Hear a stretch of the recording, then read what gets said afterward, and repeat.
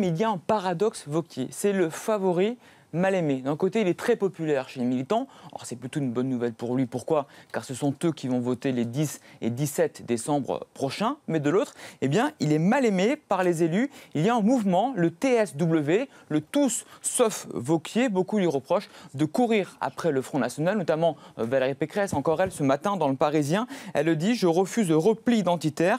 Il existe un risque d'éclatement du parti si Laurent Wauquiez est élu. » Luc Châtel, il y a quelques mois, quand il me parle, il me glace. Thierry Solère, Wauquiez est le fossoyeur de la droite. Vous voyez, les mots sont très durs dans la bouche des ténors du parti. C'est un épouvantail, finalement, Laurent Wauquiez. Mais lui, il fait tout depuis des jours pour rassurer. Il disait cette semaine cela: je veux mettre à nouveau autour de la table des gens qui aujourd'hui ne se parlent plus, de sens commun jusqu'aux centristes. Il va affronter toutefois 3 autres candidats en décembre, Laurent Wauquiez, 3 déclarés: Daniel Fasquelle, député du Pas-de-Calais, Florence Portelli, vous le voyez, ancienne porte-parole de François Fillon, et puis à droite, Laurent Seillet, qu'on connaît peu, jamais élu, une proche de Xavier Bertrand. Il pourrait y avoir 2 candidats de plus dans les prochains jours. Bruno Retailleau, sénateur, qui est un proche de François Fillon. Maël de Calan, qui a aujourd'hui 36 ans, un proche d'Alain Juppé. Vous le voyez, hein, les ténors, les poids lourds du parti, eh bien, l'ombre plane dans cette élection.